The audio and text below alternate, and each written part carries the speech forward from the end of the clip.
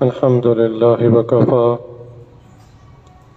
وسلام على عباده الذين اصطفى أما بعد فأعوذ بالله من الشيطان الرجيم بسم الله الرحمن الرحيم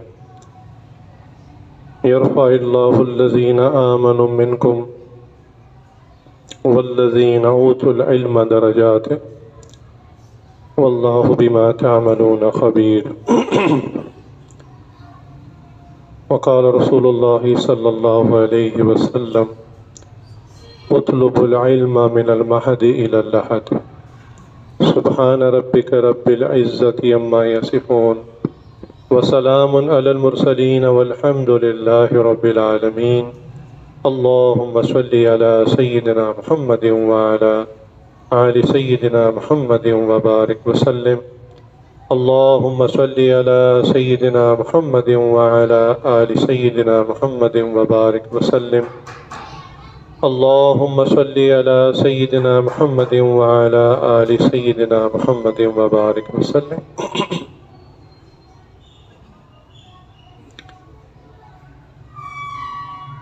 علم کا حصول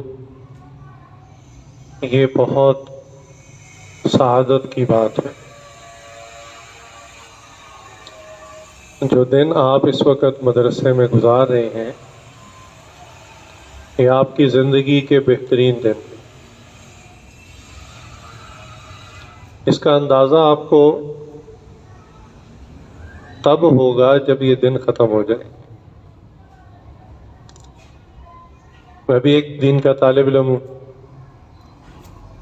جب مدرسے میں ہم پڑھ رہے تھے ہمارے اساتذہ بھی ہمیں یہی بات کہا کرتے، لیکن اس وقت ہماری سوچ وہی تھی جو تقریباً آپ کی ہے کہ یہ دن کیسے اچھے ہیں۔ نہ ہمارا کوئی ذکر خیر، نہ ہمارے ساتھ کوئی حضرت، نہ کوئی مولانا، نہ کوئی شیخ، کوئی حیثیت ہی نہیں ہے۔ پھر نہ ہمیں اپنے مستقبل کا پتہ ہے، کہاں جائیں گے، کیا خدمت کریں گے۔ لیکن واقعتاً جب مدرسے سے بظاہر فراغت ہو گئی، بظاہر میں نے جان کے کہا، بظاہر فراغت ہو گئی تو افسوس کرتے تھے کہ واقعی وہ دن جو فراغت کے ملے تھے، اور ملے اس لیے تھے کہ دن رات علم کو حاصل کریں، ڈوب کر حاصل کریں۔ ایک ہوتی ہے دھکے والی پڑھائی، استاد صاحب تشریف لائے، اپنا مطالعہ کر کے آئے ہوتے ہیں، تو آ کے انہوں نے ایک تقریر کی اور اٹھ کر چلے گئے، وقت ختم ہو گیا، پیریڈ اوور، اگلے استاد آ گئے۔ دوسرے استاد نے بھی تقریر کی، وہ چلے گئے، اور طالب علم آدھی نیند کے ساتھ اونگتے ہوئے وہ تقریریں سن رہا ہوتا ہے۔ کچھ پتہ نہیں ہوتا استاد کیا کہہ رہا ہے، کیا نہیں کہہ رہا، کیا قیمتی موتی مجھے لا کر دیے ہیں۔ استاد نے تو ایک کتاب سے مطالعہ تھوڑی کرنا ہوتا ہے۔ استاد کے پاس جو نعمتیں ہیں نا، ان میں سے ایک نعمت تو یہ ہے کہ وہ مختلف کتابوں سے مطالعہ کر کے آتے ہیں آپ کے لیے، اور ایک نعمت جو ان کے پاس ہوتی ہے نا وہ یہ کہ وہ باتیں آپ کو بتاتے ہیں جو کسی کتاب میں نہیں لکھی ہوتی۔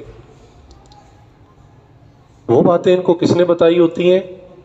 وہ ان کے استاد نے ان کو بتائی ہوتی، ان کو ان کے استاد نے بتائی ہوتی ہیں۔ یہ سینہ بسینہ علم چلتا ہے۔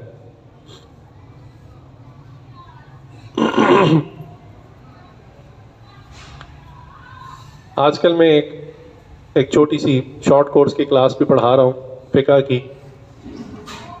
وہ ہمارا ذرا مختلف قسم کا مدرسہ ہے، اس میں جو لوگ عملی زندگی میں قدم رکھ چکے ہیں، یونیورسٹی کے لڑکے، بڑی عمر کے لوگ، کاروباری لوگ، ریٹائر لوگ، وہ سب طالب علم ہیں اس میں۔ تو اس میں عمر کی کوئی قید نہیں ہے۔ کوئی بالکل چھوٹا بچہ ہے، یعنی اس کی داڑھی بھی نہیں آئی، تو ایک صاحب اتنے بوڑھے ہیں کہ ان کے چہرے پہ کوئی بال کالا نہیں ہے، داڑھی بھی سفید ہے، سر کے بال بھی سفید ہے۔ تو ان کو ابتدائی کتاب ایک فقہ کی اردو کی کتاب ہے، وہ میں ان کو پڑھا رہا ہوں. تو وہ جو بابا جی ہیں نا، ان کی عادت ہے کہ وہ جہاں سے میں پڑھا رہا ہوتا نا اس سے اکثر آدھا صفحہ یا ایک صفحہ آگے چل رہے ہوتے. اردو لکھی ہوئی ہے، خود پڑھ سکتے ہیں. تو کئی دفعہ ان کو اشارہ کیا کہ آپ سبق میں ہمارے ساتھ رہیں، لیکن ہوتا یہی ہے کہ جو بات استاد بتا رہا ہوتا ہے اس کی طرف توجہ نہیں ہوتی. جب وہ باتیں گزر جاتی ہیں نا تو پھر کہتے ہیں جی ایک سوال ہے. مجھے پوچھا کیا سوال ہے؟ جی یہ سوال ہے. میں نے کہا وہ تو میں نے ابھی تھوڑی دیر پہلے بتایا آپ کو. تو پتہ چل گیا کہ وہ سبق میں ساتھ نہیں ہے. پھر بالآخر میں نے ابھی چند دن پہلے ان کو کہہ ہی دیا. میں نے کہا حضرت، وہ عمر میں بڑے ہیں مجھ سے، میں نے کہا حضرت یہ کتاب اردو میں لکھی ہوئی ہے، آپ گھر میں مکمل پڑھ سکتے ہیں، لیکن اللہ کے فضل سے جو چیز یہ عاجز آپ کو بتائے گا اس کتاب میں نہیں لکھی ہوئی. کیوں؟ تو سرخاب کے پر نہیں لگے ہوئے، اپنے اساتذہ کی برکت ہے.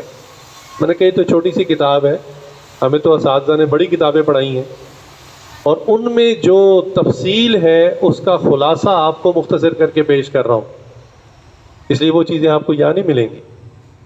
خیر، زمانہ طالب علمی یہ بڑا ہی گولڈن پیریڈ ہے آپ کی لائف کا، سنہری موقع ہے، لیکن عموماً اس کی قدر تب آتی ہے جب یہ ختم ہو جاتا ہے. انسان کا حال ویسے یہی ہے، زندگی میں ہر اس چیز کی قدر ہی تب آتی جب وہ ہاتھ سے چھن جاتی. صحت کے بارے میں یہی ہے، صحت کی پرواہ نہیں کرتے ہیں نوجوان، بازار سے چپس بھی کھا لی ہے، کوکا کولا بھی پی لی اور گند بلی چیزیں کھا لی، کیونکہ لکڑ ہضم پتھر ہضم مسئلہ ہی کوئی نہیں.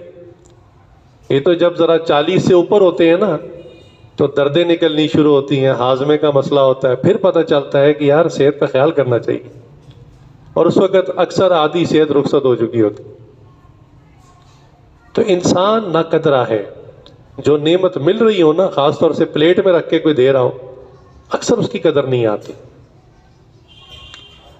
تو آپ یہ جو وقت گزار رہے ہیں یہ آپ کی زندگی کا گولڈن پیریڈ ہے. جو پختگی اس وقت میں حاصل ہو جائے گی،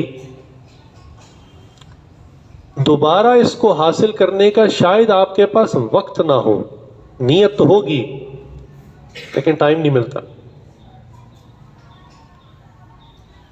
اکثر مدارس میں ایک ترتیب ہے کہ طلبہ اولا ثانیہ ثالثہ رابعہ کرتے کرتے کرتے جب دورے کے سال میں پہنچتے ہیں نا، اب وہاں پر تو صرف تقریر ہی چلتی ہے، صرف ریڈنگ ہوتی ہے احادیث کی، چل رہا ہوتا ہے.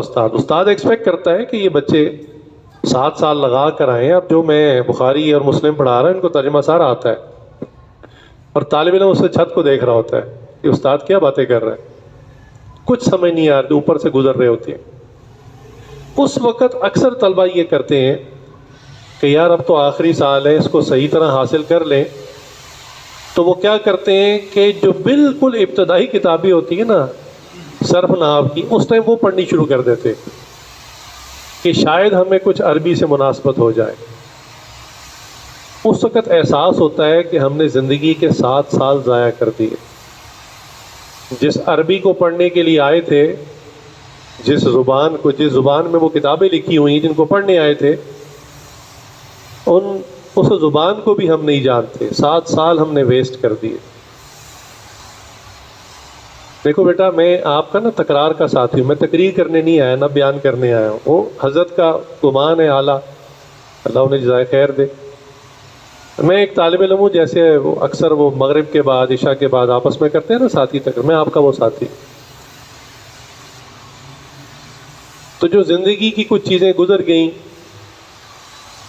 اور ان سے کچھ سبق حاصل ہوئے، بس میں وہ چیزیں آپ سے شیئر کرنے کے لیے آیا. دیکھیں، جو بندہ ڈٹرمنٹ ہو نا، یعنی پورا اس کا پکا ارادہ ہو کسی کام کو کرنے کا، مضبوط ارادہ ہو، تو بعض اوقات وہ کام چند مہینوں میں کر لیتا ہے. اور جس نے ابھی ارادہ اور نیت ہی نہ کی ہو، اس کے کئی سال بھی جو ہے نا گزر جائیں، وہ چیز حاصل نہیں ہوتی. آپ کو پتہ ہے اسی لاہور شہر میں جگہ جگہ انگلش لینگویج کورس کے ادارے کھلے ہوئے ہیں. انسٹیٹیوٹ کھلے ہوئے کہ آئیں ہم آپ کو انگریزی سکھاتے ہیں. تو پتہ کورس کا دورانیہ کتنا ہوتا ہے؟ 4 ماہ 5 ماہ، بہت کوئی بڑا کورس ہو 1 سال. تو 1 سال میں وہ ایک اجنبی زبان سکھا دیتے ہیں، 4 ماہ میں ایک اجنبی زبان سکھا دیتے ہیں، اور وہ جو سیکھنے جاتا ہے وہ اچھی خاصی انگریزی بولنی شروع کر دیتا ہے. تو کیا وجہ ہے کہ ہمارے طلبہ 8 سال میں بھی عربی سے ناواقف رہتے ہیں؟ یہ سوچنے کی بات. اس کی ایک بنیادی وجہ کہ ہم نے اس کو سیکھنے کی نیت ہی نہیں. تو سب سے پہلی چیز جو ہم سب نے، میں نے بھی کرنی ہے، وہ ہمیں اپنی نیت پختہ کرنی ہے. نیت پختہ کا مطلب ہے، آپ کہیں گے ہم آ تو گئے گھر چھوڑ کے، گھر کا آرام چھوڑ دیا، والدین کو چھوڑ دیا، آ کر بیٹھ گئے، اور کیا چاہتے ہیں؟ تو میں عرض کروں گا جی آپ ہو سکتا ہے کسی کے بھیجے ہوئے ہو، والد صاحب کی خواہش ہو، والدہ کی خواہش ہو، بڑے بھائی کی خواہش ہو، ان کی خواہش پر آپ یہاں پہنچ گئے ہیں، آپ نے نیت نہیں کی ابھی، اسی لیے سبق کے اندر توجہ نہیں ہوتی. اگر آپ کی اپنی نیت ہو جائے تو آپ پوری توجہ سے ایک چیز کو حاصل کریں گے. میرے پاس بہت محدود وقت ہے، اس محدود وقت میں نے انہی اساتذہ سے فیض پانا ہے، انہی سے چیزیں حاصل کرنی ہیں. اور اگر یہ وقت نکل گیا، جب آپ اپنے طلبہ کو پڑھائیں گے تو اس وقت افسوس ہوگا کہ یہ کتاب کا یہ باب آیا تھا، استاد نے کچھ فرمایا تھا اور میں اس وقت اونگ رہا تھا. تو افسوس کریں گے اس وقت کہ یہ میں نے وقت ضائع کر دی. نیت کے اندر دوسری چیز بڑی اہم ہے، وہ یہ کہ آپ علم دین پڑھ کیوں رہے ہیں، کیوں یہاں پہ آ گئے؟ ماشاءاللہ آپ ہی کی طرح کے نوجوان ہیں جن سے ہمارا روز پالا پڑتا ہے، یونیورسٹیوں میں پڑھتے ہیں، کالجز میں پڑھتے ہیں. آپ کیوں نہیں جا کے پڑھتے؟ کیا کرنے کے آئے ہیں آپ؟ ہو سکتا ہے کسی کی نیت یہ ہو کہ میرے والد صاحب کا اپنا مدرسہ ہے تو میں بھی عالم کا ٹھپا لگوا لوں گا، پھر جا کے میں والد صاحب کی سیٹ سنبھالوں گا. میرے والد صاحب کی بڑی جامع مسجد میں ملازمت ہے، وہاں پر امام خطیب ہیں، تو میں بھی چلو کچھ الفاظ سیکھ لوں، ان کے بعد میں امام خطیب بن جاؤں گا وہاں کا. کیا نیت ہے؟ دیکھیں دنیا تو آپ چھوڑ آئے ہیں، دنیا اگر حاصل کرنی ہوتی تو ظاہر سی بات ہے آپ کالج یونیورسٹیوں کا رخ کرتے. یہاں آنے کا کیا مقصد ہے؟ اب یہاں آ کر بھی اگر دنیا کی نیت کرنی ہے کہ مسجد سنبھالنی ہے، مدرسہ سنبھالنا ہے، اس نیت سے اگر علم حاصل کریں گے تو یہ دنیا کی نیت ہے، آخرت کی نیت نہیں ہے. یہ دنیا ہے، بلکہ یہ بہت چھوٹی دنیا ہے. امام خطیب کی تنخواہ کتنی ہوتی ہے؟ مدرس کی تنخواہ بیچارے کی کتنی ہوتی ہے؟ اگر دنیا ہی کمانی ہے تو میں کہوں گا چھوڑیں مدرسہ، جائیں پھر باہر، جائیں یونیورسٹی کالجز میں بڑی بڑی ڈگریاں حاصل کریں، دنیا کمائیں نا. پھر یہ تو پھر درمیانی راستہ ہوا، نہ ادھر کے رہے نہ ادھر کے رہے.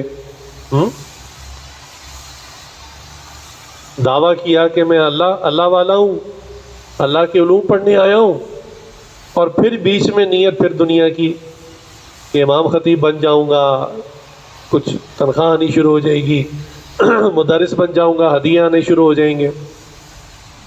تو کیا فائدہ؟ پھر دنیا کمانی ہے تو پھر جائیں دنیا کمائیں، پھر ادھر آنے کا کوئی فائدہ نہیں. ہاں اگر سب کچھ قربان کر ہی دیا ہے، اب اپنی نیت کو بھی پختہ کر لیں، درست کر لیں کہ میں نے واقعتاً علم دین حاصل کرنا ہے. اچھا یہ بتائیں، جتنے بڑے بڑے اکابرین کے نام ہم سنتے ہیں، انہوں نے کون سی کتابیں پڑھی تھی؟ وہی کتابیں پڑھی تھی جو آپ پڑھ رہے ہیں. کتابوں میں کوئی فرق ہے؟ وہی کتابیں، مثلا وہی قرآن ہے، قرآن تو نہیں بدل سکتا، وہی بخاری، وہی مسلم، وہی ترمذی، وہی فقہ کی جو کتابیں ہدایہ وغیرہ، یہ پرانی کتابیں ہیں، وہ آج کی تھوڑی لکھی ہوئی ہیں. فنون کے اندر بھی جو منطق ہے، صرف نحو وغیرہ، یہ سب وہ پرانی کتابیں ہیں. تو کیا فرق ہے؟ یہ ایک سوچ کا نقطہ ہے. کیا فرق ہے کہ ان کے اتنے بڑے بڑے نام اللہ نے دنیا میں روشن کر دیا، پھر انہوں نے دین کے اتنے بڑے بڑے کام کیے، اور ہم بھی وہی کتابیں پڑھ رہے ہیں. لیکن ادھر تو کوئی معاملہ ہی نہیں ہے. تو فرق کیا ہے یہ سوچنا چاہیے کہ جب کتابیں بھی وہی ہیں اور پڑھانے والے اساتذہ بھی چلے وہ نہیں ہے، لیکن استاد تو استاد ہوتا ہے. مدرسے کی بلڈنگ کے حوالے سے انہوں نے بہت ہم سے کم ریسورسز پائے، بہت کم ان کو حالات ملے. مثلا روشنی نہیں ہوتی تھی، دیا جلا کر چراغ جلا کر تعلیم حاصل کرتے یا دن کی روشنی میں پڑھتے. کھانے کو باقاعدہ جس طرح اب ہر مدرسے میں مطبخ ہوتا ہے، ایک باورچی ہوتا ہے، پراپر کوکنگ سسٹم ہوتا ہے، باقاعدہ دسترخوان لگتے ہیں، ایسا کوئی چکر نہیں تھا. حاجی امداد اللہ رحمۃ اللہ علیہ نے اپنا واقعہ لکھا ہے نا کہ میں دارالعلوم دیوبند میں گیا داخلہ لینے کے لیے، تو کہنے لگے کہ محتمم صاحب نے کہا جی داخلے مکمل ہو گئے، اب مزید داخلہ نہیں دے سکتے. تو انہوں نے پوچھا حضرت کیا مطلب داخلے مکمل ہو گئے؟ یعنی آپ کے پاس طالب علم کو بٹھانے کی جگہ نہیں ہے؟ انہوں نے کہا بٹھانے کی جگہ تو ہے، سبق میں تو بیٹھ سکتے ہو، لیکن کھاؤ گے پیو گے کیسے؟ انہوں نے کہا حضرت بات سمجھ نہیں آئی. انہوں نے کہا دیکھو بچہ، ہمارے مدرسے میں اتنے وسائل نہیں ہیں. شروع کی بات، کوئی باقاعدہ مطبخ نہیں ہے، باورچی نہیں ہے. تو جو قریب کے گاؤں کے لوگ ہیں یہ بھی غریب لوگ ہیں، لیکن پھر بھی ہر گھر والے نے ایک طالب علم 2 طالب علم کی روٹی اپنے ذمہ لی ہوئی ہے. تو جتنے طلبہ کا وہ کھانا کمٹ کر لیتے ہیں کہ ہاں اتنے طلبہ کو ہم کھانا کھلا سکتے ہیں، تو ہم ہر سال اتنے طلبہ کو داخلہ دیتے ہیں، باقی سے معذرت کر لیتے ہیں. تو حاجی صاحب نے کہا کہ بس کھانے کا ہی مسئلہ ہے، سبق میں تو کوئی مسئلہ نہیں. انہوں نے کہا سبق میں کیا مسئلہ ہے، جو بھی آئے آ کے پڑھ لے. انہوں نے کہا حضرت اگر آپ اجازت دیں تو کھانے پینے کی ذمہ داری میری، آپ مجھے صرف علم دین پڑھائیں. انہوں نے کہا بہت اچھے. تو وہ سارا دن پڑھتے اور شام کے وقت میں محتمم صاحب سے کچھ دیر کے لیے اجازت لے کر کہیں چلے جاتے اور واپس آ جاتے. ان کا کئی سال یہی معمول رہا، کسی کو نہیں پتا وہ کہاں جاتے ہیں اور کیا کھا پی کے واپس آتے. پھر ایک مدت گزر گئی، اللہ نے ان کو ایک مقام دے دیا. اس وقت انہوں نے اپنے کسی قریبی ساتھی کے اوپر یہ راز کھولا. اس نے کہا کہ میں نے تو ایسے تعلیم حاصل کی کہ میں سارا دن بھوکا ہی رہتا اور کلاس کا سبق کا ناغہ نہیں کرتا تھا، اور شام کے وقت میں محتمم صاحب سے اجازت لے کے چلا جاتا، اور جہاں پر اکثر دیہات والے اپنا کوڑا کچرا پھینکتے ہیں تو وہاں پر جا کر کچھ پھلوں کے چھلکے، کچھ سبزیوں کے چھلکے پڑے ہوتے، میں ان کو اٹھا کر دھو کر صاف کر لیتا اور انہی کو کھا لیتا. اسی پر کئی سال میں نے اپنا گزارا کیا. اللہ، دیکھیں نا، پھر علم کی پھر جب انسان اس طرح قربانی دے کر علم کو حاصل کرتا ہے، پھر اللہ تعالیٰ اس کو عطا بھی فرماتے ہیں.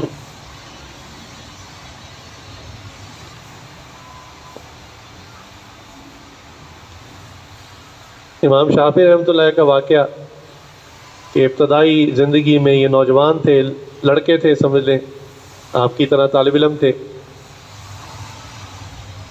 تو انہوں نے کوئی خاص سبق پڑھنا تھا امام محمد رحمۃ اللہ علیہ سے. انہوں نے کہا حضرت آپ مجھے یہ فلاں، چونکہ پہلے باقاعدہ ترتیب نہیں تھی ایسے کلاسوں کی کہ اولا درجہ، اولا ثانیہ ثالثہ، ایسے درجات نہیں بنے ہوئے تھے. اساتذہ ہوتے تھے، جس نے جو پڑھنا ہوتا آ کے پڑھ لیتا تھا، اور کوئی ٹائم بھی طے نہیں تھا کہ اس نے 1 سال کے لیے داخلہ لیا ہے، 6 ماہ کے لیے، 4 ماہ کے لیے. کوئی فنون میں سے فنون سیکھنے آیا، کوئی تفسیر سیکھنے آیا، کوئی حدیث پڑھنے آیا، اور وہ چلے جاتے تھے. تو امام شافعی رحمۃ اللہ نے کہا کہ حضرت میں آپ سے فلاں چیز پڑھنا چاہتا ہوں. انہوں نے کہا میں حاضر ہوں، میں تو پڑھانا چاہتا ہوں، لیکن مسئلہ میرے پاس تو وقت ہی نہیں ہے. میں صبح جب سو کر بیدار ہوتا ہوں نیند سے تو میری پہلی کلاس ہوتی ہے، پڑھانا شروع کرتا ہوں. اور پڑھاتے پڑھاتے سارا دن گزر جاتا ہے، اور رات کو بھی میری حالت یہ ہوتی ہے کہ تاخیر سے ایک آخری کلاس پڑھا کر پھر میں سو جاتا ہوں، میرے پاس تو وقت ہی نہیں ہے۔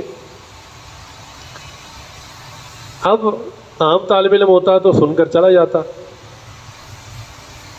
امام شافعی رحمۃ اللہ علیہ نے امام محمد کے ساتھ کچھ دن گزارے، بس خاموشی سے دیکھتے رہے کہ حضرت کا شیڈیول کیا ہے، کیا معمولات ہیں، کہاں کہاں پڑھاتے ہیں، کیا کرتے ہیں۔ تو ایک دو دن گزارنے کے بعد انہوں نے کہا حضرت وقت مل گیا ہے، اب آپ مجھے پڑھا دیں۔ تو بڑے حیران ہوئے، انہوں نے کہا اچھا عجیب بات ہے، میرے پورے دن کے معمولات میں سے تمہیں کہیں وقت نظر آ گیا، مجھے تو نظر نہیں آ رہا۔ انہوں نے کہا ہاں حضرت، آپ فلاں کلاس پڑھانے کے بعد گھوڑے پر سوار ہو کر دوسرے علاقے میں جاتے ہیں، پھر وہاں جا کے سبق دیتے ہیں، یہ جو راستے کا آپ کا سفر ہے کو 20-25 منٹ آدھا گھنٹہ، اس دوران آپ کچھ نہیں کر رہے ہوتے، صرف گھوڑے پہ بیٹھے ہوتے ہیں۔ میں نے کہا ہاں۔ تو انہوں نے کہا حضرت آپ اونچی آواز سے سبق سناتے جائیے گا، میں گھوڑے کے ساتھ دوڑتا رہوں گا اور سبق سنتا رہوں گا۔ اللہ۔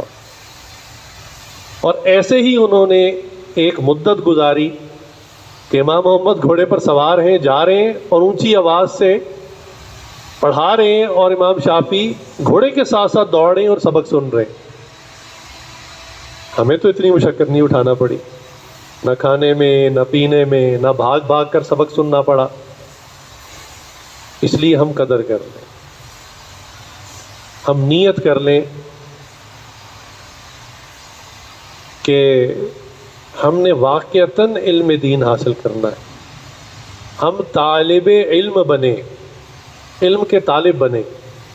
طالب دیکھا نا آپ نے، جب آپ کبھی جاتے ہیں سڑک پر، کوئی فقیر چاہے واقعتاً ضرورت نہ بھی ہو، وہ کیسے مانگتا ہے، پیچھے پڑ جاتا ہے، ایسے الفاظ، ایسی شکل، ایسے کپڑے بنائے ہوتے، دے دو اللہ کے نام سے دے دو، ایسا طالب بن کے دکھاتا ہے، واقعتاً ارادہ نہیں ہوتا، کہ بندہ کہتا ہے یار بہت ہی ضرورت مند ہے، چلو اس کو کچھ دے دو۔ تو ہم ایسے طالب علم بنے، علم کے طالب بنے۔ دوسری بات ایک ذہن میں تھی کہ ہمارے اسلاف کے اندر ایک تو نیت کی پختگی، علم کی طلب، نیت کا اخلاص، اور ایک بڑی کمال چیز تھی ان کے اندر، وہ کیا تھی؟ اچھا آپ کو بتاؤں، جس کو ہم دنیا دار آدمی کا ٹھپا لگا دیتے ہیں نا، یہ ہمارے لمبے جبوں سے متاثر نہیں ہوتے، یہ ہماری پگڑیوں سے متاثر نہیں ہوتے۔ اچھا آپ کہیں چلو ہم ان کے سامنے انگلش بولیں گے، وہ انگلش آپ سے بہت اچھی بول لیتے ہیں، پھر انگلش سے متاثر نہیں ہوتے آپ کی۔ آپ کہیں میں سائنس کی باتیں کروں گا، سائنس تو وہ بچپن سے پڑھ رہے ہوتے ہیں، آپ نے کیا سائنس کی بات کرنی ہے؟ بلکہ معذرت کے ساتھ بعض علماء حضرات نے کچھ کوشش کی سائنس کی باتیں کرنے کی، اور ویڈیو بنا کے یوٹیوب پہ مختلف جگہ چڑھا دی، دنیا ان کا مذاق اڑاتی ہے کہ ان کو سائنس کی سمجھ ہی نہیں ہے، بھئی کیا ضرورت پڑی ہے آپ کو، آپ کا شعبہ نہیں ہے۔ میں تو ہر جگہ جا کر بات ہی یہ کرتا ہوں کہ دیکھو، یعنی دنیا دار طبقے میں، کہ آپ لوگ مولویوں کو برا بھلا کہتے کس بات پر ہے؟ اسی بات پر کہ یہ دنیاوی علوم نہیں جانتے، سائنس پڑھے ہوئے نہیں ہیں، کمپیوٹر پڑھے ہوئے نہیں تھے۔ میں نے کہا انہوں نے دعویٰ کب کیا ہے؟ بھئی جو بندہ دعویٰ کرتا ہے امتحان اسی کا لیا جاتا ہے کہ جی ہاں ہم بہت سائنس جانتے ہیں، ہم بڑی انگریزی جانتے ہیں، ہم بڑا میتھمیٹکس، ایسٹرونومی اور فلاں چیزیں جانتے ہیں۔ انہوں نے دعویٰ کب کیا ہے؟ میں کہا دیکھو، ہر آدمی کا امتحان اس کے شعبے سے لیا جاتا ہے۔ مثلا ڈاکٹر کا امتحان ڈاکٹری کی فیلڈ میں لیا جائے گا نا، آپ اس سے انجینئرنگ کے سوال تو نہیں کریں گے، وہ کہے گا جناب میں تو انجینئر یونیورسٹی گیا ہی نہیں، اور نہ میں نے دعویٰ کیا میں انجینئر، میں تو ڈاکٹر ہوں، اس سے ڈاکٹری کی بات پوچھو۔ کوئی انجینئر ہو، اس سے آپ ڈاکٹری کے سوال پوچھنے شروع کر دیں تو وہ کہے گا جناب میں تو کبھی میڈیکل کالج نہیں گیا، آپ مجھ سے انجینئرنگ کے سوال پوچھیں۔ تو میں جگہ جگہ ان دنیا داروں کو جا کے کہتا ہوں بھائی علماء نے دعویٰ ہی کب کی ہے کہ ہم انگریزی جانتے ہیں، سائنس جانتے ہیں، بڑے بڑے علوم جانتے ہیں، تو آپ ان سے شکوہ کیے بیٹھے ہیں کہ دنیا جانتے نہیں ہیں۔ انہوں نے کب کہا؟ ہاں ان کی جو فیلڈ ہے اس میں سوال کر کے دیکھ لو، پھر آپ کو وہ تقریر کریں گے تو چپ کرانا مشکل ہو جائے گا۔ آپ کسی صورت کے بارے میں پوچھیں، کسی حدیث کے بارے میں پوچھیں، کسی شرعی مسئلے کے بارے میں پوچھیں، پھر وہ جو تقریر شروع کریں گے آپ کو اچھی تسلی کرا دیں گے۔ ان سے ان کے فیلڈ کے بارے میں سوال کریں، نہ کہ اس بارے میں سوال کریں کہ ان کو یہ علوم نہیں آتے۔ اچھا، تو بات یہ چل رہی تھی کہ یہ دنیا دار لوگ ہمارے جبے سے، پگڑیوں سے، ہمارے مدرسوں سے متاثر نہیں ہوتے۔ یہ کس چیز سے متاثر ہوتے؟ جس چیز کو دیکھ کر نا، یہ جیسے مقناطیس لوہے کے قریب ہے تو لوہا کھنچتا آتا ہے اس کی طرف، یا جیسے شہد کی مکھیاں ہوتی ہیں اپنے وہ چھتے کے اوپر چپکی ہوتی ہیں۔ آپ نے دیکھا ہوگا ہمارے اسلاف فقیر لوگ ہوتے تھے، لیکن دنیا دار لوگ ان کے آگے پیچھے ایسے ہی پھرتے تھے، اپنی گاڑیاں پیش کر، حضرت آپ بیٹھ جائیں ورنہ اپنا جوتا رکھ دیں اندر۔ اللہ، ہمارے حضرت صاحب ایک ملک میں گئے تو کہنے لگے کہ وہاں جب لوگ لینے کے لیے آئے ہوئے تھے تو 8-9 گاڑیاں ایسی لوگ لے کر آئے، انہوں نے کہا حضرت ابھی شو روم سے خرید کر نئی لے کر آئے صرف اس لیے کہ آپ قدم رکھ دیں۔ انہوں نے کہا میں اکیلا بندہ، میں 8 گاڑیوں میں تو نہیں بیٹھ سکتا تھا۔ انہوں نے کہا کسی نے برکت کے لیے میرا بیگ اس پہ رکھ لیا، کسی نے میرا عصا رکھ لیا، اور کسی نے کہا حضرت اپنا جوتا ہی دے دیں، جوتا ہم اپنی گاڑی میں رکھ لیں گے۔ اب یہ فقیر لوگ کیوں لوگ اس طرح پھر چپکتے ہیں ان کے ساتھ؟ کیا چیز ہے ان کے پاس جو ہمارے پاس نہیں ہے؟ یہ ایک سوال ہے۔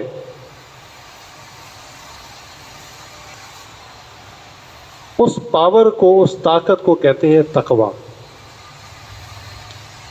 جو آج ہمارے اندر نہیں ہے۔ تقویٰ کی وجہ سے اللہ تعالیٰ لوگوں کے قلوب میں ان کی عزت، ان کی عظمت ڈال دیتے ہیں۔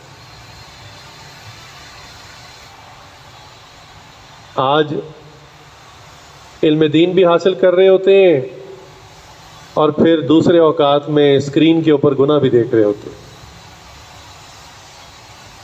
خود پڑھا قرآن میں کہ اے ایمان والو نظروں کو نیچا رکھو، یغضوا من ابصارکم، نظروں کو نیچا رکھو، وَيَحْفَظُوا فُرُوجَهُمْ، اور اپنی شرم گاہوں کی حفاظت کرو۔ پڑھ لیا، احادیث بھی پڑھ لی، فقہ کی کتاب میں مسائل بھی پڑھ لیے کہ مرد کے ذکر میں سے کیا کیا نکلے تو وضو ٹوٹتا ہے اور کیا نکلے تو غسل واجب ہو جاتا ہے۔ پڑھ لیا سب کچھ، پھر عمل کیا ہوتا ہے؟ اللہ اکبر۔ میں پردے کی بات کو پردے میں رہنے دیتا ہوں، لیکن ہمارے حضرت نے عجیب بات کی، فرمایا مجھے طالب علم اپنے ذاتی احوال لکھ کر بھیجتے ہیں، جو بیعت ہوتے ہیں، تعلق ہوتا ہے شیخ سے، تو شیخ کو تو احوال لکھنے ہوتے ہیں۔ حضرت نے کہا مجھ سے یونیورسٹی کے لڑکے بھی بیعت ہیں۔ حضرت نے اعلانیہ یہ بات مسجد میں کہی، حضرت فرمائے جتنا برا حال دینی مدارس کے طلبہ کی کیفیت کا ہے، اتنا یونیورسٹی کے لڑکوں کا بھی نہیں ہے۔ یہ تنہائی کی جو زندگی ہے اس کی بات کر رہے تھے۔ حالانکہ سوچنا چاہیے کہ ان سے زیادہ پاکیزہ تو اور ہونا ہی کوئی نہیں چاہیے زمین پر۔ بھائی قرآن پڑھا کس لیے تھا؟ عمل کے لیے پڑھا تھا۔ احادیث پڑھی تھی، عمل کے لیے پڑھی تھی۔ پھر بعض نوجوان شرم کی وجہ سے بتاتے نہیں، اور جو بتاتے ہیں کہتے ہیں حضرت کیا کریں، نماز پڑھنا بھی مشکل ہے، مستقل قطرے آتے ہیں۔ اس عمر میں قطرے کی بیماری نہیں لگتی، یہ صرف بد نظری کی وجہ سے ہوتا ہے۔ صرف وہ فلم نا یہاں چلتی رہتی دماغ میں، اس کی وجہ سے وہ قطرے جاری رہتے۔ یہ میڈیکل کی بات ہے، یہ حضرت نے ہمیں بتایا۔ حضرت نے اس کو آسان کر کے بتایا۔ میں اچھا آپ کو پیشاب آتا ہے، آپ کو کیسے پتہ چلتا ہے کہ مجھے پیشاب آ رہا ہے؟ جسم میں کوئی بتی تو نہیں آن ہو جاتی نا، کوئی الارم تو نہیں بجتا۔ یہاں پر ایک سگنل آتا ہے کہ حاجت ہو رہی ہے۔ اچھا آپ بیت الخلاء میں جاتے ہیں، سطر کھول لیتے ہیں، اس پوزیشن میں بیٹھ جاتے ہیں، پھر کوئی بٹن آن کرتے ہیں، کیسے پیشاب نکلنا شروع ہوتا ہے؟ فرماتے ہیں یہیں پر بٹن ہے دماغ میں، آپ ارادہ کرتے ہیں تو فرمایا وہی جو بٹن ہے نا جو اس کو جاری کرتا ہے، یہ بد نظری کی وجہ سے پھر وہ مستقل آن ہو جاتا ہے اور یہ قطرے کی بیماری لگ جاتی ہے. یہ بوڑھوں کو ہوا کرتی ہے. 70 سال 80 سال کوئی ہو اس کا تو مثانہ کمزور ہو جاتا ہے, اس کو بیماری ہوتی ہے. نوجوان کو جب یہ بیماری لگتی ہے تو اس کا مطلب کچھ اور ہوتا ہے. اللہ,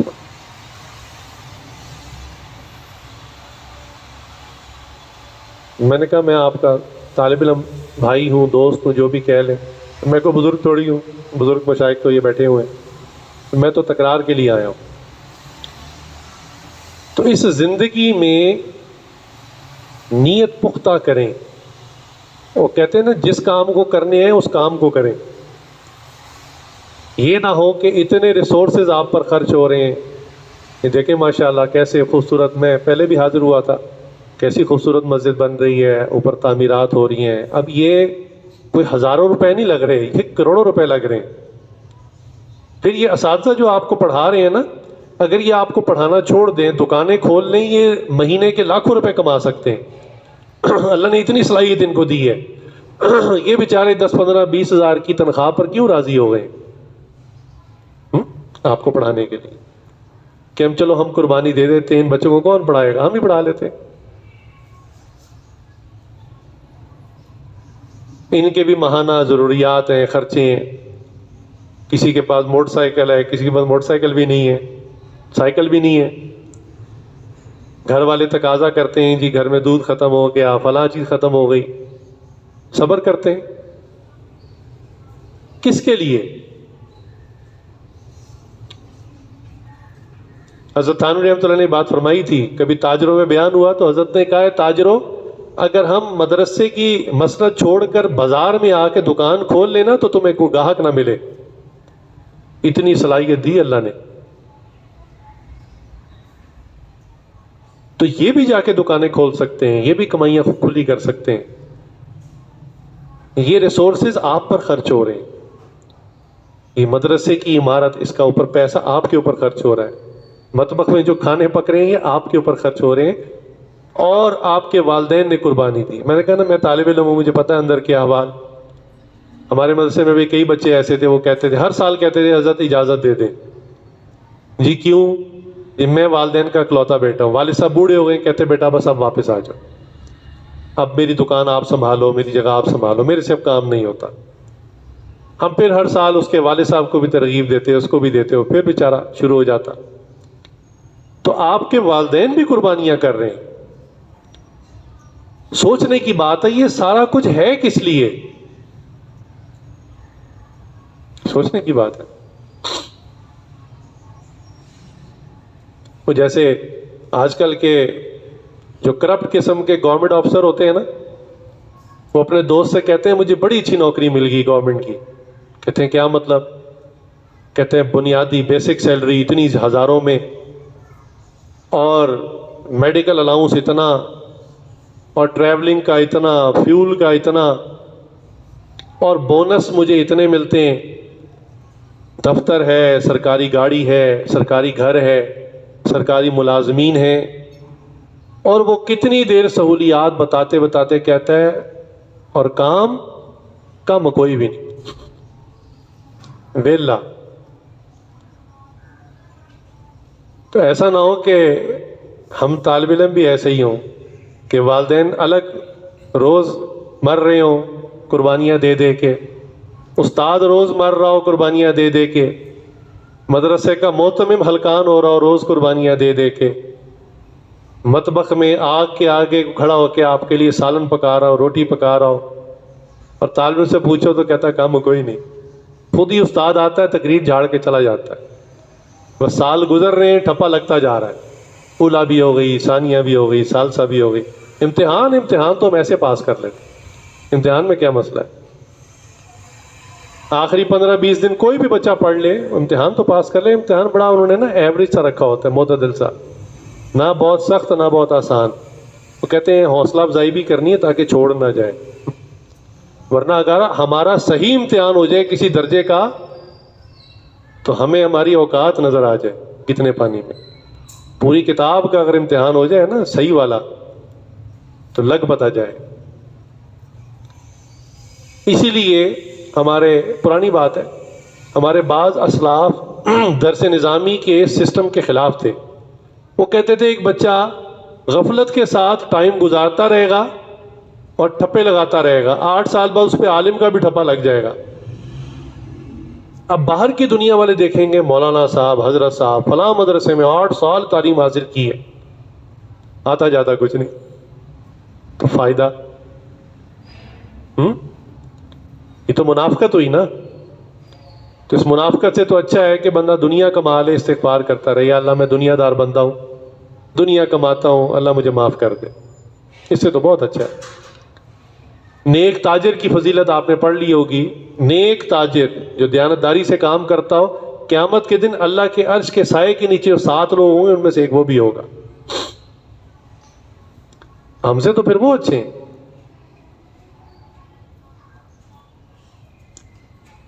اس لیے اگر ہم نے اپنے اسلاف کے راستے پر چلنا ہے تو تقوی کے بغیر یہ ممکن نہیں. ہاں، تقوی کے بغیر آپ دنیاوی تعلیم حاصل کر سکتے ہیں. انجینئرنگ کالج میں چلے جائیں، بغیر اخلاص کے، بغیر تقوی کے آپ انجینئر بن جائیں گے، پکی بات. ڈاکٹر بھی بن جائیں گے اور بھی بڑا کچھ بن جائیں گے، علم دین نہیں حاصل ہوگا.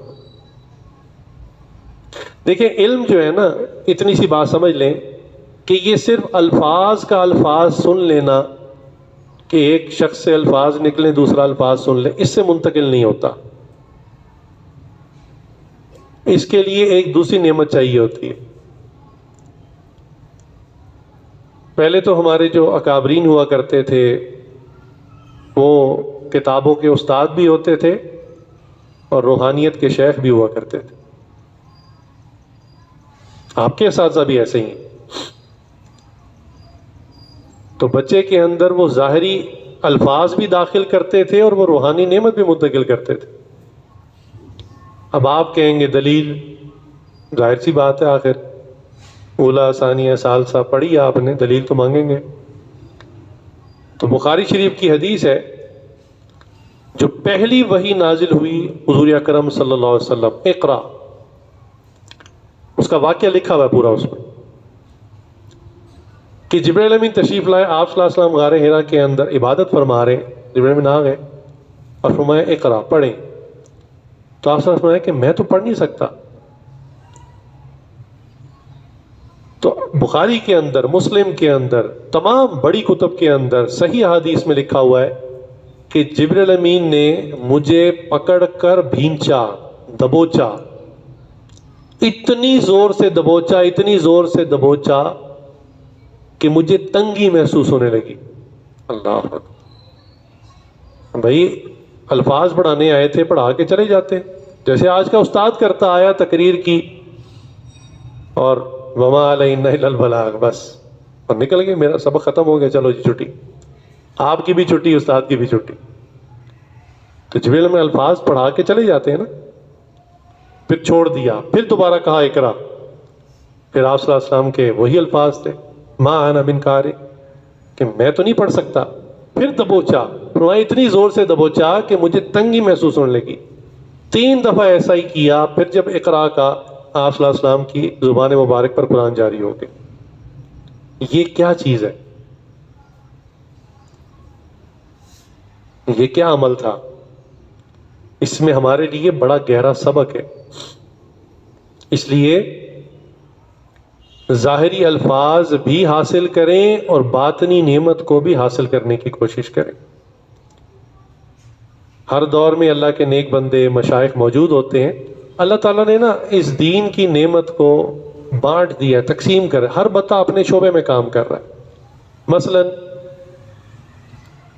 ایک قرآن کے صرف الفاظ یاد کرواتا ہے، ٹھیک ہے. قرآن کا استاد کیا کرتا ہے؟ سامنے ایک چھوٹا بچہ بیٹھا ہے، اس کو صرف الفاظ یاد کرا رہا ہے. بچے نے الفاظ یاد کر لیے، اس سے پوچھو اس کا ترجمہ کیا، وہ کہتا ہے مجھے کچھ نہیں پتا. یہ ایک بہت بڑی خدمت ہے، یہ دین کا شعبہ ہے. ایک استاد جو ہے وہ ترجمہ اور تفسیر پڑھا رہا ہے، یہ پورا ایک دین کا شعبہ ہے، وہ الفاظ نہیں یاد کروا رہا. ایک قرآن کریم کی ادائیگی کیسے ہوگی، قرات سکھا رہا ہے، یہ ایک الگ شعبہ ہے. پھر ایسے بھی اساتذہ ہیں جو قرات کے مختلف لہجات سکھاتے ہیں، یہ ایک شعبہ ہے۔ کوئی حدیث کے الفاظ یاد کروا رہا ہے، کوئی حدیث کا مفہوم بتا رہا ہے، پھر کوئی اس سے نکلنے والے مسائل سکھا رہا ہے۔ یہ دین کے مختلف شعبہ جات ہیں۔ اسی طرح ایک ہے دین کے ظاہری الفاظ اور ایک ہے اس کے اندر باطنی روح۔ جو مشائخ صوفیہ کام کرتے ہیں نا، وہ باطنی روح منتقل کرتے ہیں۔ وہ بظاہر قرآن نہیں حفظ کراتے، حدیثیں نہیں یاد کرواتے، وہ جو قرآن حدیث کے اندر روح ہے نا، اس روح کو منتقل کرتے ہیں۔ اس روح کو بچوں ضرور حاصل کرو، ورنہ یہ صرف الفاظ رہ جائیں گے۔ میرے استاد محترم حضرت مفتی ابو لبابہ صاحب دامت برکاتہم عالیہ، سبھی جانتے ہیں ان کو۔ تو جب پہلی دفعہ ملاقات ہوئی تو انہوں نے کہا کہ آپ حضرت کے پاس کیسے آ گئے؟ مجھ سے پوچھنے لگے۔ حضرت سے مراد حضرت ڈاکٹر صاحب دامت برکاتہم عالیہ میرے شیخ ہیں۔ اب مجھے کوئی جواب ہی نہ ہے اس بات کا، میں کیا جواب دوں کہ کیسے آ گئے؟ تو پھر انہوں نے اس مسئلے کو حل کیا۔ انہوں نے کہا کہ ہم نے پورا درس نظامی کر لیا، دارالافتاء میں کئی سال گزار کر مفتی بن گئے۔ وہ اس وقت اس درجے کے مفتی ہیں جو مفتیوں کو پڑھاتے ہیں۔ اب تو خیر ماشاءاللہ اس سے بھی اوپر چلے گئے، اب تو ترکی کے اندر مدارس کھول رہے ہیں اور وہاں پہ کام کر رہے ہیں ماشاءاللہ۔ تو وہ اس لیول کے ٹیچر ہیں۔ تو کہنے لگے کہ ہم نے تو یہ ساری کتابیں پڑھ ڈالی، سارے درجات سے گزر گئے، بخاری بھی پڑھ لی، اگلی کتابیں بھی پڑھ لی، لیکن محسوس ہوتا تھا کہ اندر خالی ہے، کچھ بھی نہیں اندر۔ یہ ان کے الفاظ میں نقل کر رہا ہوں ہو بہو۔ تو کہتے تھے پھر دل نے کہا کہ تلاش کرو کوئی بندہ، کوئی چیز ہے جو مسنگ ہے اندر، کسی چیز کی اندر حاجت ہے، خالی ہے اندر سے۔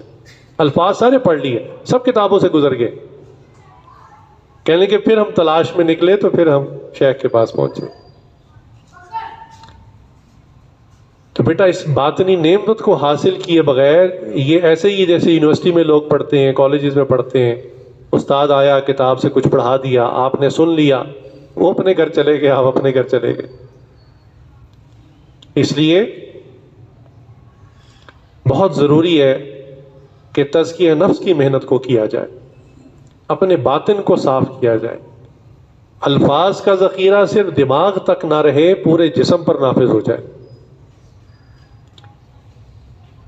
یہ نہ ہو کہ جب آپ کے سامنے کوئی حدیث کہیں تو آپ اس کے مختلف راویوں کا بتا رہے ہو، جی اس ترک سے بھی ہے، اس ترک سے بھی حدیث ہے، اس کتاب میں بھی ہے، اس کتاب میں بھی۔ عمل کا تو کوئی چکر ہی نہیں ہے، ایسا نہ ہو جائے۔ اور آپ نے سنا ہوگا کہ علم قیامت کے دن بعض لوگوں کے لیے وبال بنے گا۔ یہ وبال انہی کے لیے بنے گا کہ جنہوں نے علم حاصل کر لیا اور پھر بھی اس پہ عمل نہ کیا۔ علم حاصل کر لیا، عمل نہ کیا۔ قرآن کریم کی مختلف آیات آپ پڑھیں گے تو جہاں ایمان کا ذکر ہے وہیں عمل الصالحات کا ذکر ہے۔ اکثر آیات ایسی ہی ہیں کہ جہاں ایمان کا ذکر آتا ہے اعمال صالحہ کا ساتھ ذکر آتا ہے۔ اللہ تعالیٰ بار بار کہتے ہیں ایمان کے بعد اعمال صالحہ۔ تو علم حاصل ہونے کے بعد اگر اعمال صالحہ نہ کیے تو یہ علم وبال بن جائے گا۔ اللہ کرے ایسا نہ ہو۔ اور سمجھ میں بھی آتا ہے، ایک D S P traffic police کا بڑا ان کا ایک رینک ہے، اگر وہ کبھی لال بتی پر اشارہ کاٹ کے چلا جائے تو اس کا جرم عام بندے جتنا جرم نہیں ہوتا، اس کا جرم چھوٹا موٹا نہیں ہوتا، یہ بہت بڑا جرم ہے۔ بھئی عام بندے نے ٹریفک کا سگنل توڑ دیا تو اس کو وہ 200 400 500 کا چلان کر دیں گے بس۔ لیکن کہیں گے جناب آپ سے تو توقع ہی نہیں کی جا سکتی تھی کہ آپ بھی حرکت کر سکتے ہیں، آپ D S P traffic police ہیں۔ ابھی یہ کل کی غالباً مجھے کسی نے شاید بھیجا، وہ میں نے خبر دیکھی، امریکہ کے اندر ایک پولیس کی بہت بڑی رینک کے اوپر ایک آفیسر تھی، اس نے ایک قانون توڑا، چھوٹا سا قانون توڑا، اور جب پولیس والے نے اس کو روکا اس نے اپنا صرف تعارف کروا دیا، صرف اتنا ہی کہا، کوئی رشوت نہیں دی، کچھ نہیں کیا، صرف اتنا تعارف کروا دیا کہ میں اس وقت پولیس کے ہیڈ آف ڈپارٹمنٹ کی سربراہ ہوں. بس اس تعارف کروانے پر یعنی اس نے قانون توڑا، اور جب پولیس والے نے اس کو روکا تو اس نے اپنا تعارف کروا دیا میرا یہ رینک ہے، اس کو اس رینک سے فارغ کر دیا گیا. اس سے وہ پولیس ڈپارٹمنٹ کے جو ہیڈ کا اس کو پوسٹ ملی ہوئی تھی، وہ پوسٹ ہی اس سے لے لی واپس. کیوں؟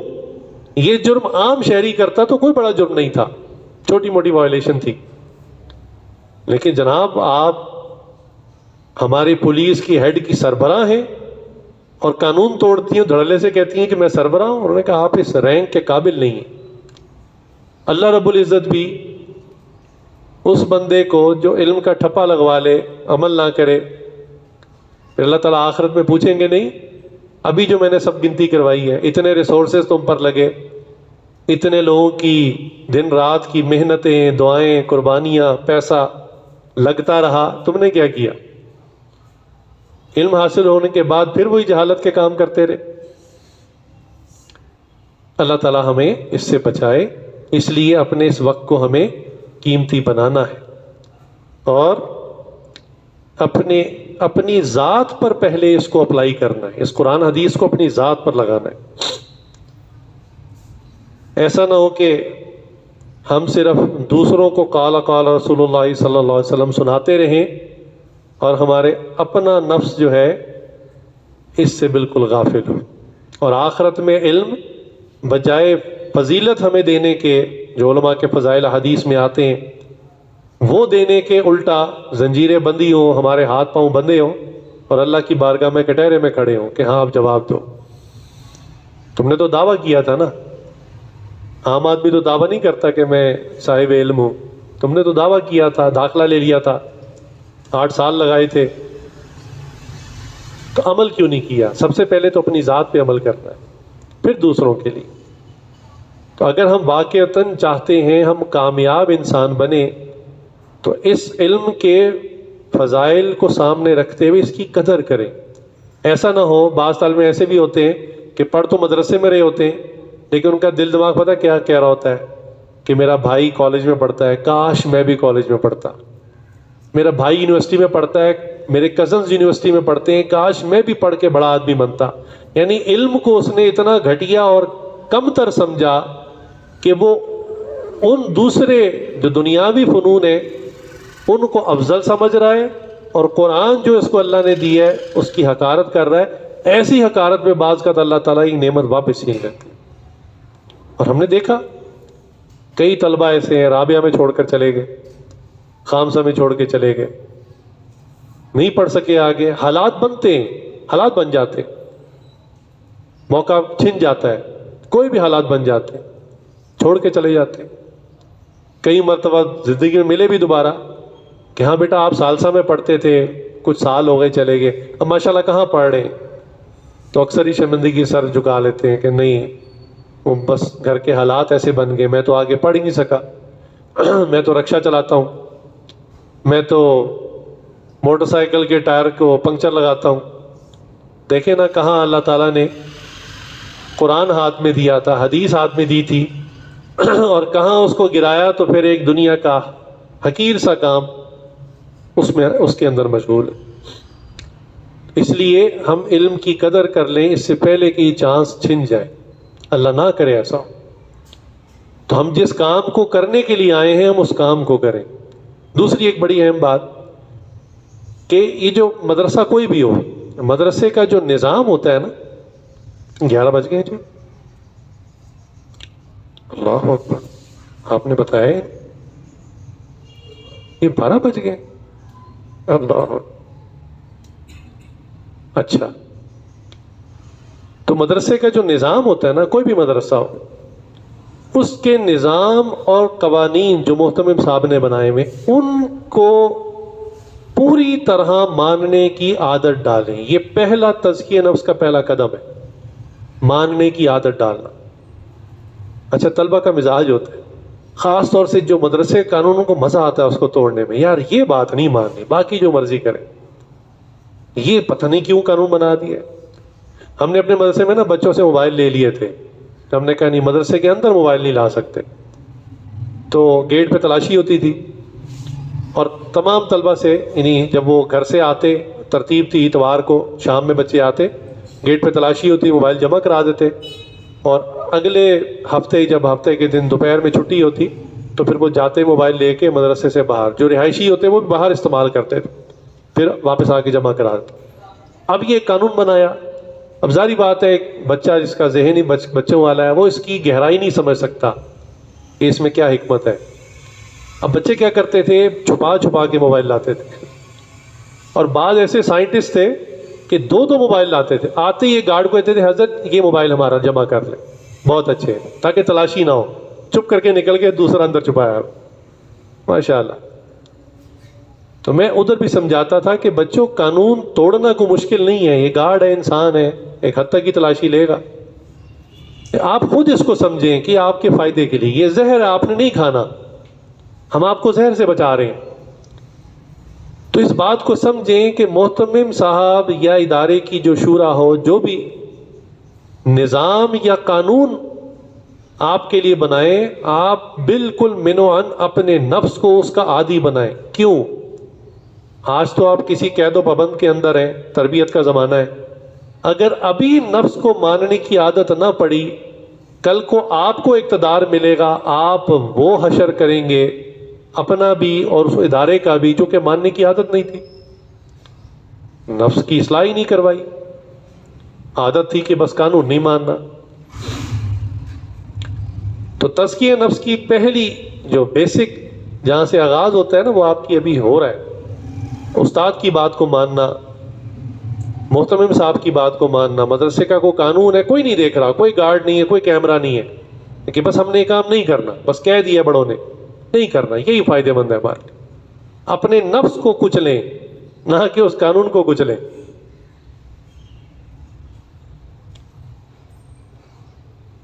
یہ تربیت کی پہلی سیڑھی ہے۔ اسکولوں کے اندر کیا ہوتا ہے کہ بچوں کو کہا جاتا ہے خاص لباس پہن کے آنا، یونیفارم ہے، اب دل نہیں کر رہا، بچے کہتے ہیں ہم نے جو کپڑے پہنے ہم یہی پہن کے چلے جائیں، وہ کہتے ہیں نہیں جناب وہ یونیفارم ہی پہن کے آنا ہے۔ اب یہ پہلی چوٹ پڑ رہی نفس پہ کہ اپنی مرضی نہیں کرنی، جو کہا گیا وہی کرنا ہے۔ ایک وقت ہوتا ہے اسکول میں جانے کا، اس کے بعد گیٹ بند کر دیتے چوکیدار کہ آپ لیٹ ہیں واپس چلے جائیں، مثلا 8 بجے لگتا ہے نا تو وہ 8:05 تک انتظار کرتے ہیں، اس کے بعد گیٹ بند کر دیتے ہیں، جو چھوڑنے کے لیے آیا اس کو کہتے ہیں اس کو واپس لے جائیں۔ یہ وقت کی پابندی کی نفس کے اوپر چوٹ لگائی جاتی۔ پھر وہ ناخن چیک کرتے ہیں، بال چیک کرتے ہیں، یہ عام اسکولوں کے اندر ہوتا ہے، مدارس میں عام طور پہ نہیں ہوتا۔ تو بعض طلبہ کو دیکھا اتنے گندے ان کے ناخن ہوتے ہیں، ایسے بال بڑے ہوتے ہیں، ہفتوں گزر جاتے ہیں نہاتے نہیں ہیں۔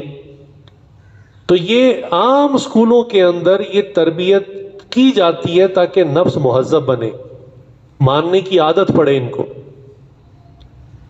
ہم نے اسی وجہ سے اپنے مدرسے میں پھر اسمبلی شروع کروا دی تھی صبح کے ٹائم، تاکہ وقت پہ آنے کی عادت پڑے، اسمبلی میں حاضری ہوتی تھی کہ ساروں نے ٹھیک ایک خاص وقت پہ سب نے حاضر ہونا ہے۔ رہائشی بچے بھی اس سے پہلے اپنے کپڑے استری کر کے نہا دھو کے جو بھی انہوں نے کرنا وہ کر کے پہنچے ہوتے تھے۔ اس سے نفس مہذب بنتا ہے، تہذیب آتی ہے زندگی میں۔ اور وہ جو جن دنیا داروں کی میں نے بات کی تھی وہ آپ سے کیوں متاثر نہیں ہوتے؟ کیونکہ ہم ان کے ساتھ معاملات ہی ایسے کرتے ہیں۔ ہمارا لباس بھی اکثر ایسا ہوتا ہے، جوتا پہنا ہوا ہے پالش نہیں ہے، وہ بند جوتا ہے تو پیچھے سے سٹریپ کھلا ہوا ہے، اسی طرح شپڑ شپڑ کرتے جا رہے ہیں، کپڑے پہنے ہوئے ہیں تو گندے ہیں، ٹوپی پہنی ہوئی ہے اتار کے دیکھیں نا اندر سے 3 سال پہلے جو تیل لگایا تھا وہ بھی اندر موجود ہوتا ہے۔ ان چیزوں سے نا پھر وہ الرجک ہوتے ہیں، وہ کہتے ہیں اس سے میں کیا دین کی بات سنوں، میں اس سے کیا مسئلہ پوچھوں، اس کا اپنا ظاہری یہ حال ہے۔ اس لیے سنت بھی یہ ہے کہ آپ صلی اللہ علیہ وسلم بہت خوش لباس تھے، حالانکہ آپ کو پتا ہے آپ صلی اللہ علیہ وسلم کے مالی حالات زندگی بھر کیا تھے، پرانا کپڑا ہو، دھلا ہو، صاف ہو، پھٹ گیا تو کوئی بات نہیں، پیبند لگا لیں اسے۔ خوشبو آپ صلی اللہ علیہ وسلم اتنی استعمال کرتے تھے صحابہ فرماتے ہیں کہ جس گلی سے رسول اللہ گزر جاتے تھے ہم خوشبو سے پہچان لیا کرتے تھے کہ آپ صلی اللہ علیہ وسلم یہاں سے گزرے. اس لیے ہمارا اور عوام کا ڈسٹنس ہے، فاصلہ ہے، ایک حد سے زیادہ وہ ہمارے قریب نہیں آتے. یہ اس کی وجہ ہے. دوسری بات یہ ہے کہ ہم خدمت کا جذبہ نہیں رکھتے. ہم کہتے ہیں پہلے ہمیں شیخ الحدیث مانو، ہم اوپر بیٹھیں گے، آپ نیچے پیروں بیٹھ کے مسئلہ پوچھو. جب ہمارے دل میں ان کی حقارت ہوگی تو کیسے وہ ہماری عزت کریں گے؟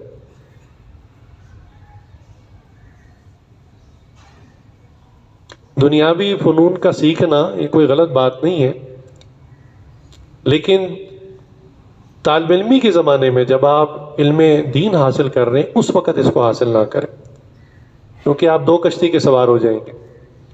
ابھی کچھ دیر پہلے میں اوپر یہی بات کر رہا تھا کہ بعض مدارس میں یہ ترتیب چلی ہوئی ہے کہ وہ ساتھ ساتھ 7ویں 8ویں 9ویں 10ویں بھی کرا رہے ہیں ایک ہی وقت میں، اور ساتھ میں وہ درس نظامی کے درجات بھی چل رہے ہیں.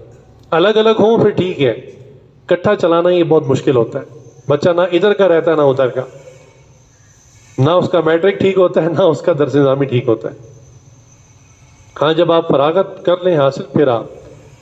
ہاں ایک آخری بات جو یاد آئی کہ زمانہ طالب علمی کے اندر ایک کام آپ نے ضرور کرنا ہے. دیکھیں زمانہ طالب علمی کے اندر بچے کا ذہن کچا ہوتا ہے، پختہ نہیں ہوتا. وقتی طور پہ جو چیز آپ کے سامنے آتی ہے آپ کو بھی اچھی لگنی شروع ہو جاتی ہے. تو دین کے مختلف شعبہ جات ہیں، تصنیف ہے، تدریس ہے، تبلیغ ہے، وعظ و نصیحت کے شعبہ جات ہیں، جہاد ہے، سیاست ہے، اور کئی میدان ہیں. زمانے طالب علمی کے اندر اپنے لیے کوئی فیلڈ متعین نہ کریں، یہ غلطی نہیں کرنی آپ. ہاں مطالعہ سب کا کریں، اسٹڈی سب کو کریں. اسلامی سیاست کیا ہوتی ہے، اسلامک پالیٹکس کیا ہے اس کو پڑھیں، جہاد کے مسائل احکامات پڑھیں، تصنیفات کیسے کی جاتی ہیں، تدریس کیسے کی جاتی ہے، سب پڑھیں، اس کو اسٹڈی کریں. لیکن اپنے لیے زمانہ طالب علم میں کوئی چیز طے نہ کر لیں. اور بعض طلبہ تو زمانہ طالب علم میں عملی طور پہ اس میدان میں کود پڑتے ہیں. ثالثہ کا طالب علم ہے اور سیاست میں گھسا ہوا ہے، جلسوں میں جا رہا ہے. رابعہ کا طالب علم ہے اور جناب جلسوں میں سب سے آگے اونچے اونچے نعرے مار رہا ہے. بھئی تمہارا یہ کام نہیں ہے، تمہاری عقل ابھی چھوٹی ہے، ناپختہ ہے، ابھی یہ کام نہ کرو. ہاں مطالعے کی حد تک، اسٹڈی کی حد تک، ریسرچ کی حد تک آپ سب کچھ پڑھیں، عملاً کسی چیز میں شرکت نہ کریں جب تک آپ کا علم کم از کم جو ظاہری ایک سلیبس بنایا ہوا 8 سال کا اس کو پورا نہ کر لیں. آپ میں سے کئی ایسے اولا میں آپ کو کوئی ایک اچھی چیز لگ رہی ہوگی، ثانیہ میں عقل بہتر ہو گئی، دوسری چیز اچھی لگنے پڑی، رابعہ میں اور پختگی آ گئی، اور چیزیں بہتر لگنے لگ پڑی. ابھی یہ جو ہے نا وہ پکائی ہو رہی ہے، جیسے روٹی کچی ہوتی ہے تندور میں ڈال دیتے ہیں نا تو ابھی وہ پک رہی ہوتی، جب پک کر تیار ہو جاتی ہے نا پھر وہ کھانے کے قابل ہوتی. کچا آٹا کوئی نہیں کھا سکتا. اس لیے اپنے لیے زمانہ طالب علمی کے اندر کسی سیاست، کسی گروہ، کسی تنظیم کا حصہ بالکل نہ بنے. جس کام کو کرنے ہیں، وہی جو میرے پہلے جملہ کا، جس کام کو کرنے ہیں اس کام کو کریں. ہاں فارغ وقت میں مطالعے کی حد تک جو مرضی پڑھیں، پڑھنے سے کوئی نہیں روکتا، لیکن اپنے لیے کوئی فیلڈ متعین نہیں کرنی. ہاں جب آپ دورہ کر لیں گے، چلو مفتی بن جائیں گے، دارالفتہ میں چلے جائیں گے، اس کے بعد پھر آپ اپنے لیے، اب آپ کی سوچ پختہ ہو چکی ہوگی، اپنے اساتذہ سے مشورہ کریں، گھر والوں سے مشورہ کریں، یہ شعبہ جہاں ہے میں کون سا استخارہ کریں، پھر اس کے بعد اس عملی طور پہ اس فیلڈ کو اختیار کریں. ابھی نہیں، ابھی یہ کام نہیں کرنا. ہمارا ایک طالب علم جی غالباً ثانیہ میں تھا یا ثالثہ میں، اس کو شوق چڑھا جہاد کا، اور مدرسے کی چھٹی لے کر پتہ نہیں یا چھٹیاں تھیں وہ چلا گیا کہیں پشاور. یہ کارگزاری اس نے خود آ کے سنائی مجھے جب وہاں سے بچ کے آ گیا تو اس نے خود مجھے سنایا سارا قصہ کہ میں چلا گیا اور وہ کوئی تنظیم تھی، میں نام نہیں لیتا، وہ ان کے دفتر چلا گیا اور وہاں جا کے انہوں نے کہا جی وہ جو ایک کھیپ ہم نے جو کٹھی کرتے ہیں وہ تو ہم نے بھیج دی ہے، اب اگلی کھیپ میں کچھ دن باقی ہیں، آپ انتظار کریں دوبارہ آ جائیں. بس کوئی ماں باپ کی دعا تھی یا کیا، وہ 2-4 دن جو اس کو سوچنے کے لیے ملے نا وہاں، تو وہ پھر وہاں سے واپس آیا. اس نے آ کے پھر مجھے علیحدگی میں کمرے میں یہ ساری بات سنائی. اللہ. تو اس لیے زمانہ طالب علمی کے اندر کچے ذہن کے ساتھ کوئی اپنے لیے فیصلہ نہ کرے، علم دین مکمل حاصل کر لیں اور پھر اس کے بعد اپنے لیے فیصلہ کریں. اللہ تعالیٰ سے دعا ہے جو کہا سنا اللہ عمل کی توفیق عطا فرمائے.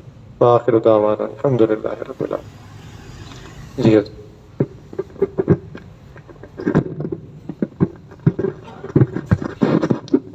بسم اللہ الرحمن الرحیم. میں آج کے مدرس اور نوجوان عالم دین مولانا انجینئر فیصل مرزا صاحب کا اپنی طرف سے، اساتذہ کی طرف سے شکر گزار ہوں کہ آپ تشریف لائے، اپنا قیمتی وقت نکالا، ہمارے طالب علموں کے بہت زرعی وصیتیں فرمائی ہیں اور بہت اچھے باتیں ارشاد فرمائی ہیں. شروع میں تو میں یاد کر رہا تھا کہ یہ دہراؤں گا، لیکن باتیں اتنی ہیں کہ شاید اس پہ مستقل بیان کیا جائے ہر روز آپ کو. تو ساری باتیں حضرت نے جو فرمائی ہیں بڑی مفید ہیں، اور وہ جماعت والے ساتھی ہوتے ہیں نا، ایک بیان ہو جاتا ہے تو پھر ان کو کہتے ہیں بیٹھ کر مذاکرہ کریں. تو ہماری کوئی ایسی ترتیب نہیں ہے، ایسا ہونا چاہیے. تو یہ کلاس میں جو بڑے ساتھی ہیں اس کا مذاکرہ کریں، ان باتوں کو دہرائیں اور ان کو اپنی عملی زندگی میں لائیں. بہت مفید باتیں ہیں، بہت مؤثر باتیں ہیں، اور اسی طرح کا بیان ہم اساتذہ کی خواہش ہوتی ہے کہ طلباء کے سامنے کیا جائے. اللہ تعالیٰ حضرت کو بہت ہی جزائے خیر عطا فرمائے، بہت مفید باتیں کی ہیں. اللہ تعالیٰ ان کو اپنی طرف سے جزائے خیر عطا فرمائے. دعا فرما دیں.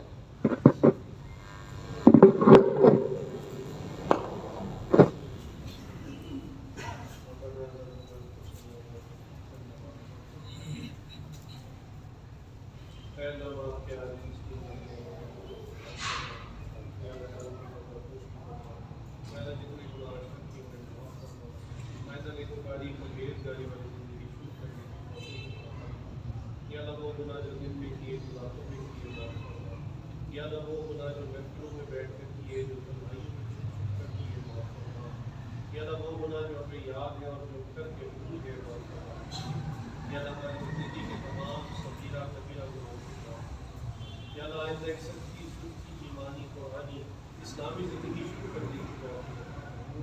یا اللہ اپنے فضل و کرم سے، یا اللہ ہمارے جسم کے جس عضو سے گناہ ہوا ہے اپنے فضل و کرم سے معاف فرما دیجیے. یا اللہ ہماری نگاہوں سے جتنے گناہ کیے ہیں معاف فرما دیجیے. یا اللہ دعویٰ تو ہم نے اللہ والا ہونے کا کیا تھا، یا اللہ ہم تو دنیا داروں سے بھی نیچے گر گئے.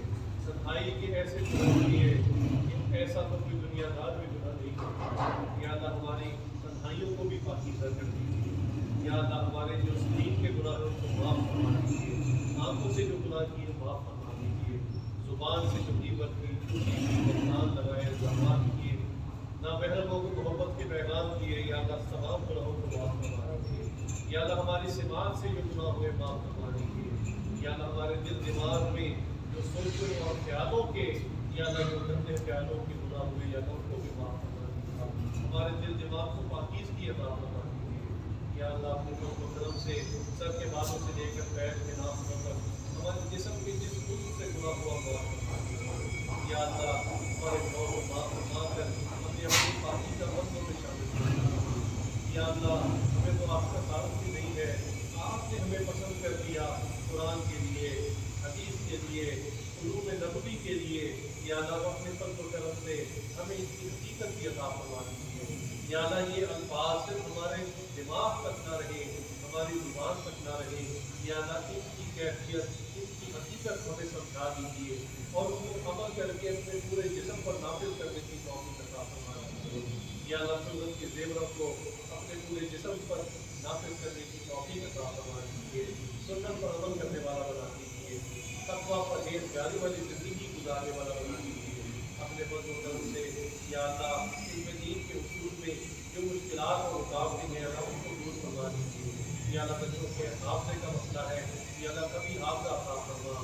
یا اللہ جن بچوں کو یا اللہ پڑھائی میں مشکل ہے، سبق سمجھنے میں مشکل ہے، یا یا اللہ ان کے دل دماغ کو کھول دیجیے، سینے کو کشادہ کر دیجیے، یا اللہ اس لڑکی کو امید پر اس کو سنبھال کر رکھنا، اس کی حفاظت کرنا اور اس پہ عمل کرنا، یا اللہ اس کو توفیق عطا فرما دیجیے، یا اللہ ہم سب کو کندھے کے اوپر بیمار فرما، اس سے پہلے جو آپ لوگوں کو امور میں کلمہ فرمائے، ہمیں اپنے پیار سے کلمہ پڑھنے کی توفیق عطا فرما، اس سے پہلے جو ہم ڈائریکٹ کے کو ہماری غلطی کو ہم چھوڑ دیجیے، یا اللہ سے پہلے کہ لوگ ہمیں پکڑیں، ہمیں اس کو توبہ کرنے کی توفیق عطا فرما، یا اللہ اس سے پہلے کہ لوگ ہمیں کفن پہنائے، ہمیں تقویٰ کی پوشاک پہنا دیجیے، یا اللہ سے پہلے کہ لوگ ہماری نماز ادا کریں، ہمیں اپنے اختیار سے 5 وقت کی حضوری والی نماز پڑھنے کی توفیق عطا فرما، یا اللہ سے پہلے کہ لوگ قبر میں ڈال دے اور ڈیرا ہو جائیں، قبر کے دورانی نماز زیادہ سے زیادہ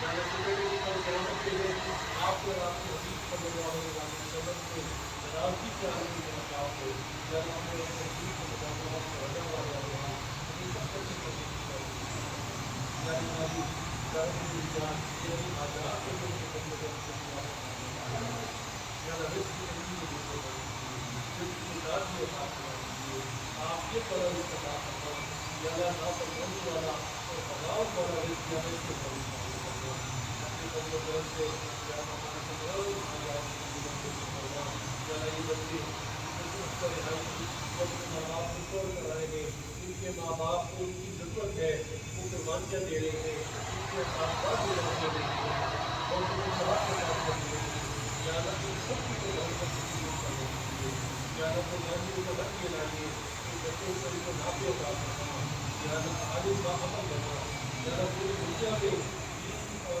یا اللہ اسلام کا نام روشن کرنے کی توفیق عطا فرما، یا اللہ اس مدرسے کو جدید کی راج کی ترقی عطا فرما، قیامت کے صبح تک اس کو قائم دائم فرما، یا اللہ اس کی ضروریات